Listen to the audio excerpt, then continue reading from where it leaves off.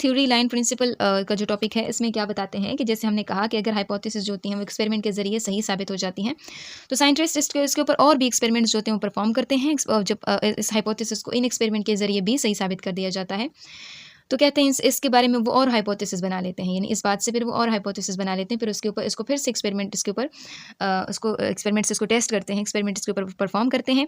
अगर ये new hypothesis जो होती हैं फिर से सही साबित हो जाती हैं ओरिजिनल हाइपोथेसिस की तरह, तो फिर वो क्या, तो जो ओरिजिनल हाइपोथेसिस होती हैं वो क्या बन जाती हैं, थ्योरी बन जाती हैं।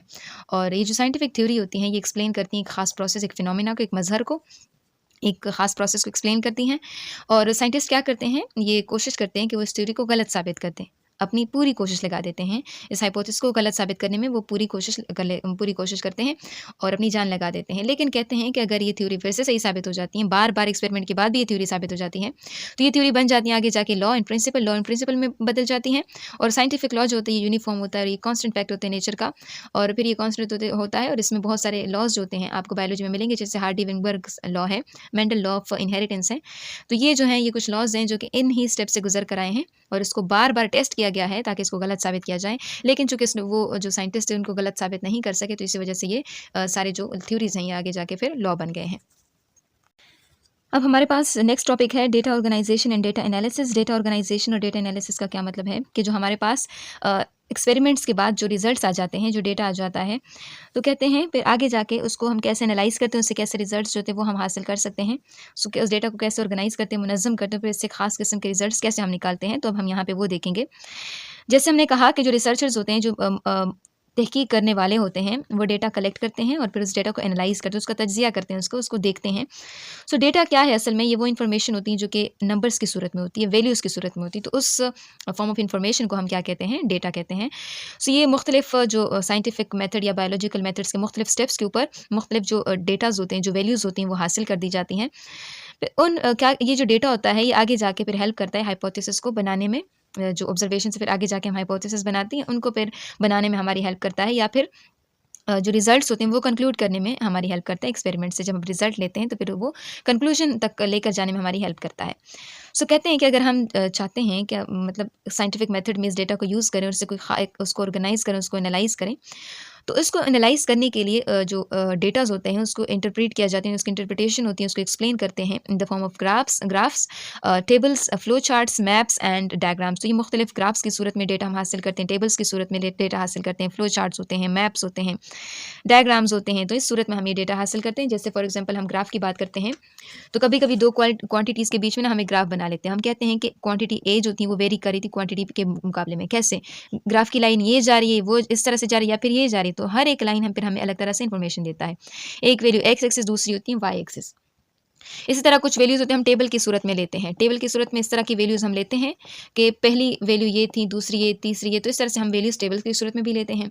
साथ ही साथ फ्लो चार्ट मीन्स कि पहला स्टेप ये, फिर हमने दूसरा स्टेप ये परफॉर्म किया, फिर उसमें दो आगे जाके स्टेप्स हमने परफॉर्म किए। इस तरह फिर इसके आगे दो के स्टेप्स आ जाते हैं। तो ये जो होते हैं ये हमारे क्या कहलाते हैं, फ्लो शीट्स, डायग्राम्स होते हैं। ये फ्लो शीट, इसी को हम फ्लो शीट कहते हैं। तो ये हमारी हेल्प करते हैं। फिर उसके बाद क्या करते हैं, हम मैप्स लेते हैं। मैप जो होते हैं हमारे, जैसे पाकिस्तान का मैप है या वर्ल्ड मैप है, उसमें हम देखते हैं कि कौन सी कंट्रीज़ में मलेरिया फॉर एग्जांपल ज़्यादा है, या डेंगू ज़्यादा, या कोरोना ज़्यादा था, कोविड-19 ज़्यादा फैल गया था। तो ये हम मुख्तलिफ मैप्स लेते हैं, डायग्राम्स लेते हैं, जो कि हमारी हेल्प करते हैं डेटा कलेक्शन में, उसको एनालाइज करने में हमारी हेल्प करते हैं। तो यहाँ पर एक कॉन्सेप्ट इन्होंने दिया हुआ है कि जब डेटा को मोस्टली एनालाइज किया जाता है by using a concept statistical method, जिसको हम रेशोज एंड प्रोपोर्शंस कहते हैं। रेशोज असल में क्या है, रेशो क्या होता है, रिलेशनशिप होता है between the with respect to the relative size between the two quantities of a same kind. यानी असल में जो रेशो होता है ये एक रिलेशनशिप शो करता है दो क्वांटिटीज़ के बीच में जो कि एक जैसी होती हैं। एक जैसे से मुराद के मतलब नंबर को किसी नंबर के साथ, पैसे को पैसे के साथ, ठीक है, लोगों को लोगों की जो तादाद है उसको लोगों की तादाद के साथ हम क्या करते हैं, उसको रिलेट करते हैं। रिलेट करने के बाद उससे एक पार्टिकुलर रिजल्ट जो होता है वो निकालते हैं। लेकिन जो प्रोपोर्शन होता है उसका मतलब क्या होता है कि जो दो चीज़ों के बीच में रेशो है, जो to join the two equal ratio की जो दो रेशोज़ हैं उनको इक्वलाइज किया जाए, उनको उनके बीच में रिलेशनशिप को शो किया जाए। तो ये जो रेशो है ये असल में एक ही चीज़ के बीच में, एक ही तरह की चीज़ों के बीच में रेशो होता है, और ये डिफरेंट रेशो को हम ज्वाइन करते हैं बाय यूजिंग प्रोपोर्शन। तो ये जो प्रोपोर्शन होता है इसमें हम इस तरह के साइन को इस्तेमाल करते हैं, ये रेशो को ज़ाहिर कर रहे हैं, ये दो डॉट्स रेशो को ज़ाहिर कर रहे हैं, और ये जो दो इक्वल निशान होते हैं इसको हम प्रोपोर्शंस कहते हैं। तो इसमें ये जो दो टर्म्स होते हैं, जो बी और सी, इसको हम कहते हैं मीन्स, और ये जो ए और डी है इसको हम बोलते हैं एक्सट्रीम। ठीक है, तो ये जो दो नंबर हैं सी, बी और सी, इसको हम मीन्स कहते हैं, और जो ए और डी है इसको हम एक्सट्रीम्स कहते हैं। और हमेशा याद रखें कि जो एक्सट्रीम का जो मल्टीपल होता है ना, एक्सट्रीम का जो प्रोडक्ट होता है, इन दोनों की जो मल्टीप्लिकेशन से जो वैल्यू आपके पास आती है ना, वो इन दोनों की मल्टीप्लिकेशन के वैल्यू के बराबर होती है। अब ये वैल्यूज़ जो होती हैं ना, ये आगे आपकी हेल्प करते हैं मुख्तलिफ डेटा कैलकुलेशन में।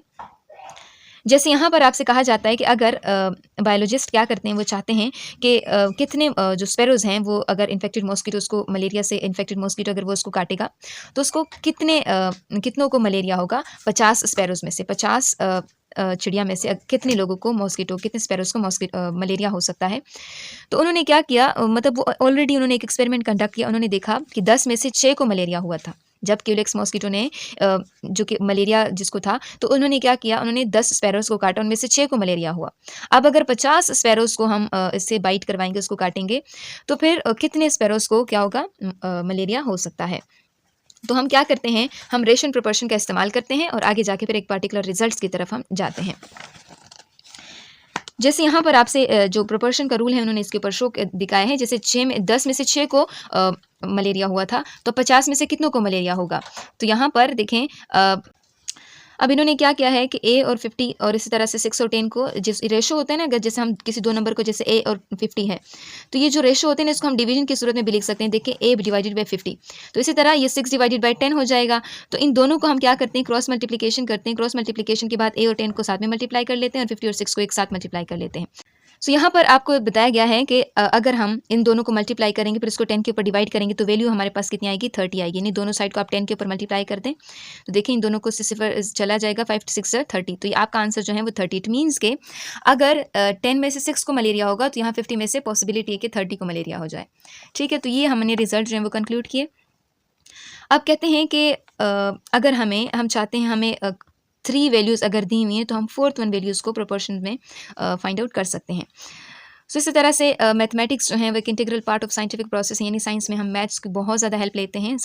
मैथ्स बहुत हेल्प करते हैं हमारे साइंटिफिक मेथड्स में। कहते हैं जो मैथमेटिकल रूल्स हैं ना, वो बायोलॉजी में यूज़ किए जाते हैं। डिकेड्स में बहुत अरसों तक इसको यूज़ किया जा रहा है, बहुत ज़्यादा इसका इस्तेमाल है। और जो हमारे पास ये जो मुख्तलिफ डेवलपमेंट्स आ रही हैं, जो बायोलॉजी में मुख्तलिफ अंडरस्टैंडिंग हम देखते हैं, तो वो सारी चीज़ें हमारी किस वजह से हैं, क्योंकि इसमें बहुत सारे मैथमेटिकल रूल्स हैं जो कि हम यूज़ करते हैं, और इसी वजह से ये जो डेवलपमेंट्स हैं ये बहुत ज़्यादा इंक्रीज़ हुई हैं।